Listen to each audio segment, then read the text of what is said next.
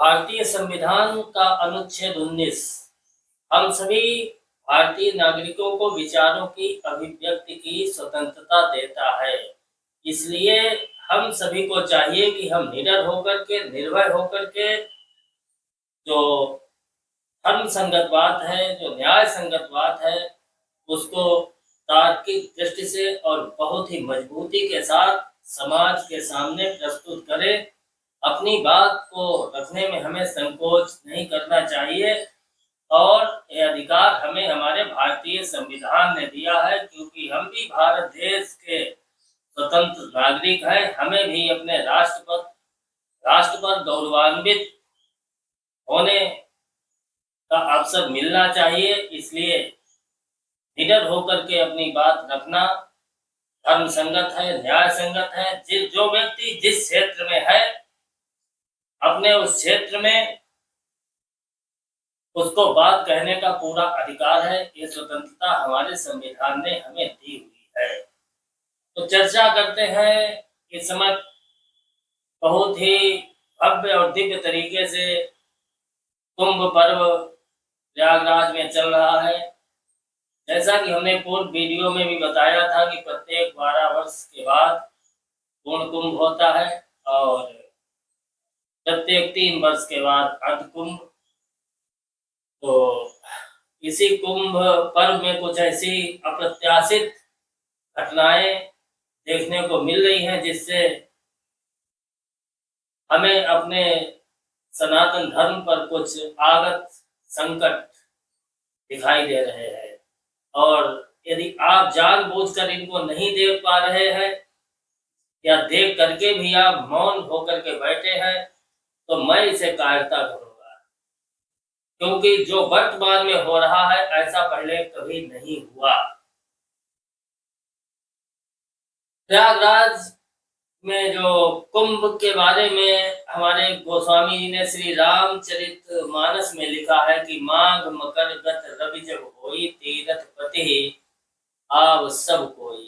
यानी मकर के सूर्य होने पर जब माघ का महीना होता है तो सभी लोग तीर्थराज प्रयाग में आते हैं। आगे लिखा है कि देव दनुज किन्नर नर श्रेणी सादर मज्जहि सकल त्रिवेणी।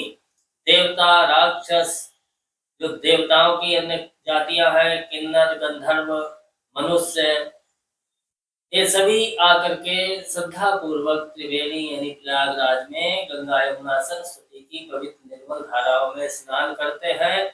और इसके बाद लिखा है कि पूजहि माधव पद जल जाता पदसी अखय वटु हरसहि गाता। वहां पर त्रिवेणी में स्नान करके भगवान के चरण कमलों का पूजन और ध्यान करते हैं। अक्षय वट का दर्शन करके अपनी आत्मा को, मन को प्रसन्नचित्त करते हैं। यानी जो वर्तमान में हमारा कुंभ पर्व चल रहा है, इसमें बहुत से तो देवता, राक्षस और देवताओं की जो अन्य जातियां हैं, गंधर्व और किन्नर, तमाम पूरे भारत यानी कि विश्व से, यहाँ तक कि पूरे विश्व के आए हुए धर्मानुयायी, अन्य धर्मों के भी अनुयायी प्रयागराज में आकर के त्रिवेणी में स्नान करके अपने मन के मैल को धोते हैं। तो कुछ तो प्रत्यक्ष दिखाई देते हैं, लेकिन हम अपने इन बाह्य चक्षुओं से अप्रत्यक्ष देवताओं, राक्षसों आदि को नहीं देख पाते हैं। तो अप्रत्यक्ष में भी बहुत से महानुभाव कुंभ पर्व में आकर के, कुंभ मेले में आकर के तीर्थराज का सेवन करते हैं। यहाँ पर हम जिस विषय को आज लेकर के आए हैं, कई यानी जब कुंभ प्रारंभ हुआ उससे पहले एक, जिसको कि आधुनिक भाषा में लोगों ने किन्नर कहना प्रारंभ कर दिया। किन्नर देवताओं की जाति है। कोई भी स्त्री जो हिजड़ा है, शास्त्र की भाषा में इसे संड आदि कहते हैं, लेकिन हिजड़ा थोड़ी असंसदीय भाषा है, इसलिए यहाँ पर इसका प्रयोग हम भी नहीं इसके बाद करेंगे। और यदि हमने जो प्रयोग किया है उसके लिए हम क्षमा मांगते हैं। हमारे यहाँ संस्कृत भाषा में इसको संड कहा गया है। तो पहले से ही कुंभ पर्व के प्रारंभ से ही चर्चा चली कि हिमांगी सखी नाम के एक संत को शंकराचार्य बनाया जाएगा। उसका फोटो भी सोशल मीडिया पर वायरल हुआ। हालांकि हमारे जो वास्तविक धर्माचार्य हैं, कई एक रामानंदा संप्रदाय के संतों ने, हमारे जगत गुरु शंकराचार्यों ने, हालांकि जो पत्रकारों ने मीडिया के द्वारा एक प्रश्न पूछा गया कि हिमांगी सखी को शंकराचार्य बनाया जा रहा है, तो हमारे शंकराचार्यों ने यही कहा कि हमें कोई आपत्ति नहीं है, तो किसी को भी शंकराचार्य बनाए। और शंकराचार्य तो बहुत छोटी चीज है, क्योंकि शंकराचार्य सिर्फ सनातन धर्म और वेद वेदांत के जानने वाले हिंदुओं के जगत गुरु है। हालांकि आजकल तमाम नकली शंकराचार्य बने हुए घूम रहे हैं, कुछ को तो राजनीतिक प्रश्रय भी प्राप्त है। तो हमारे शंकराचार्यों ने मीडिया के सामने इस विषय पर यही कहा कि भाई उनको आप आराम से शंकराचार्य बनाइए, हमें कोई आपत्ति नहीं है। और शंकराचार्य ही क्यों, जो ये संत हैं इनको आप राष्ट्रपति बनाइए, प्रधानमंत्री बनाइए, मुख्यमंत्री बनाइए, और ऐसा करने से उनको देश के सबसे बड़े प्रतिष्ठित पदों पर प्रतिष्ठित करने से उनका गौरव बढ़ेगा। सीधी सी बात है, शंकराचार्य या महामंडलेश्वर बनाने से उतना गौरव नहीं बढ़ेगा, क्योंकि किसी भी शंकराचार्य को, किसी भी महामंडलेश्वर को वर्तमान समय में प्रत्येक हिंदू नहीं मानता है। अपने अपने गुट, इतनी गुटबाजियां हो गई हैं कि अपने अपने ग्रुप गुट के अनुसार लोग हमारे संतों को मानने लगे हैं कि देवताओं का भी विभाजन होने लगा है तो धीरे धीरे। तो इधर सन 1990 के दशक की एक प्रसिद्ध फिल्म अभिनेत्री, उन्होंने भी संन्यास ले लिया। तो वास्तविकता में यदि विचार किया जाए धार्मिक दृष्टि से कि जब इस तरीके के लोग हमारे सनातन धर्म में आकर के महामंडलेश्वर महंत आदि की पदवी पर बैठेंगे, तो आखिरकार हमारे इस सनातन धर्म को क्या होगा। यदि गंभीरता से विचार करें तो ये प्रत्यक्ष संकट दिखाई देता है कि ऐसे तो धार्मिक मर्यादाएं नष्ट हो जाएंगी, क्योंकि हमारा सनातन धर्म, हिंदू धर्म वेद शास्त्र पुराण आदि के आश्रय से फलीभूत होकर के पुष्पित और पल्लवित होता है, न कि इधर उधर के व्याख्यानों से। जो मूल बात होती है हमारे शास्त्रों में, उसी का प्रचार प्रसार संतों के द्वारा, शंकराचार्यों के द्वारा, अखाड़ों के द्वारा हमेशा से किया जाता आ रहा है। लेकिन जब इस तरीके की घटनाएं, इस तरीके के लोगों को महामंडलेश्वर आदि पद दे दिया जाएगा, तो आप विचार कीजिए, कल्पना कीजिए कि क्या हश्र होगा। हालांकि इस संबंध में हमने 2 दिन पहले अपने फेसबुक पेज पर एक पोस्ट लिखी, तो हमारे एक मित्र बोले, उन्होंने जो तर्क दिया उस तर्क को सुनकर के हमें हंसी आई, और अपने हिंदू धर्म में जो शास्त्र के ज्ञान का ह्रास हो रहा है, इस पर हमें पीड़ा भी हुई। चिंतन किया, उन महोदय ने तर्क दिया कि डाकू अंगुलीमाल भी पहले लूट मार करते थे, लोगों की हत्या करते थे, बाद में वाल्मीकि ऋषि हुए, तो उनके लिए हमने कहा, विचार किया कि हम इस माध्यम से उनका उत्तर देने का प्रयास करेंगे। रत्नाकर का कुछ प्रारब्ध खराब था, वो कई जन्म से ऋषि थे, कई जन्म से ब्राह्मण थे और उनकी तपस्या थी, लेकिन कुछ प्रारब्ध खराब हो गया, जिस कारण उनको जन्म लेकर के डाकू बनना पड़ा, हत्यारा बनना पड़ा। लेकिन जब समय आता है, जब तपस्या फलीभूत होती है, तो उनको सप्त ऋषि, एक नहीं सप्त ऋषि माता अरुंधति सहित उनको गुरु मिल गए, और उन्होंने उनको राम मंत्र का जप करने का आदेश दिया। ऐसा ही कुछ हमारे शास्त्रों में लिखा है। तो वाल्मीकि जी से, यानी कि उनका पिछला जीवन था रत्नाकर के नाम से, उनसे यदि वर्तमान के सन्नों की आप तुलना करते हैं, तो यह आपका बहुत बड़ा भ्रम है। तो प्रश्न है कि आखिरकार आपके भी मन में आ रहा होगा कि ये सब महामंडलेश्वर और ये सब चिल्ला रहे हैं, इसका मतलब क्या है? तो हमने विचार किया कि आपको मतलब हम बताने का प्रयास करें कि महामंडलेश्वर बनने की अपने यहाँ धर्म में योग्यता क्या है। सबसे पहली तो ये बात कि किसी भी स्त्री को संन्यास लेने का कोई अधिकार नहीं। हाँ, साधना करके, शास्त्रादि का अध्ययन करके वो विदुषी हो सकती हैं, साध्वी हो सकती हैं, लेकिन संन्यास का उनको अधिकार नहीं।